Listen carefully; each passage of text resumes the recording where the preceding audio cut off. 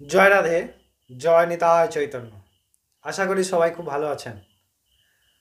ভগবানের অপার করুণা, যার ফল এই শ্রীমদ্ ভগবদ্গীতা।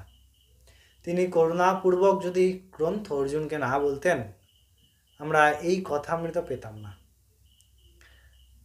আমাদের তাকে পাওয়ার ইচ্ছা নাই, আমাদের পরম শান্তি পাওয়ার ইচ্ছা নাই, তাই তো আমরা পাই না।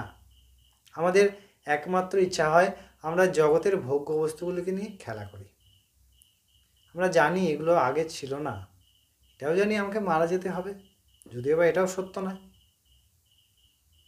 তাহলে আমরা কিসের জন্য এত মোহগ্রস্ত? আমি কে? আমি কেন? আমি কিসের জন্যে? আমি কোথা থেকে? আমি কোথায়?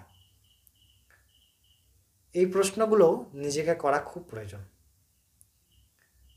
তা না হলে আমাদের স্বরূপ বোধ বা ভগবানকে কেন ডাকবো তার প্রয়োজন মনেই হবে না বা আসবে না। ভগবান যোগ অর্থাৎ ধ্যান যোগ সম্পর্কে যে শ্লোকগুলি পরপর বর্ণনা করছেন, আজকে আমরা 19তম শ্লোক আস্বাদন করব।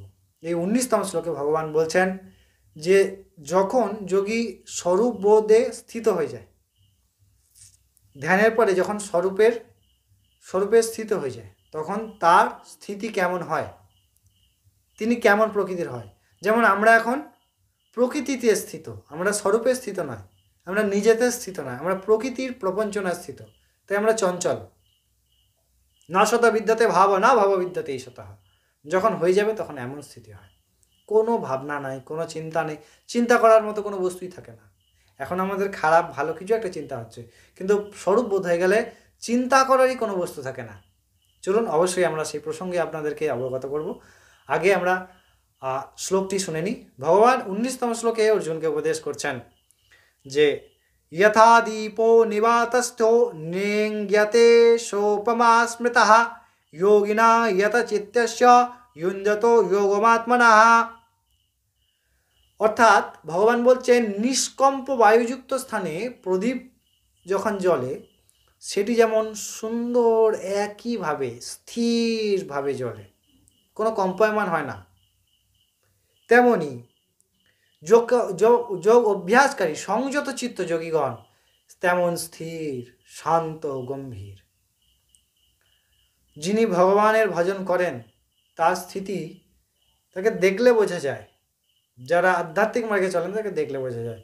আস্তে আস্তে স্থির, ধীরতা আসে, ধীর স্থির শান্ত অথচ গম্ভীর, এমন হই উত্তল করে না, কারণ তখন স্বরূপ বোধ হয়ে যায়।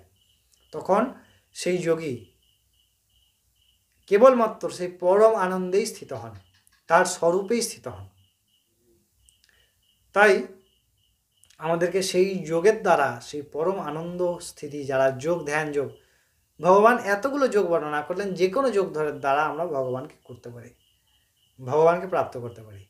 তো ভগবান এখানে সেই বললেন যে চিত্তেরও সেই রূপ স্থির পর্যায় হয়, একদম শান্ত, নিশ্চল, স্থির এবং গম্ভীর, কোনো অস্থিরতা নাই, পরম শান্তিকে প্রাপ্ত হয়, পরমাত্মার সঙ্গে, পরমাত্মা সাথে যুক্ত হয়ে পরমাত্মাতে রূপান্তরিত হয়, পরম ব্রহ্মে। আশা করি এই শ্লোকের অর্থ আপনারা বুঝতে পেরেছেন। অবশ্যই আমরা পরবর্তী শ্লোকে পরের দিন আপনাদের জন্য আলোচনা করব। আরেকটি শ্লোকেও ভগবান খুব সুন্দর করে যোগের স্থিতির কথা বর্ণনা করছেন, অবশ্যই আমরা সেই শ্লোকে আলোচনা করব পরের দিন। অবশ্যই ভালো লাগলে চ্যানেলটি সাবস্ক্রাইব করে বেল বাটন ক্লিক করে যাবেন, অবশ্যই সমস্ত ভিডিওগুলি নোটিফিকেশান পাওয়ার জন্য। ততক্ষণ অনেক ভালো থাকবেন, সুস্থ থাকবেন। জয় রাধে, জয় নিতাই চৈতন্য।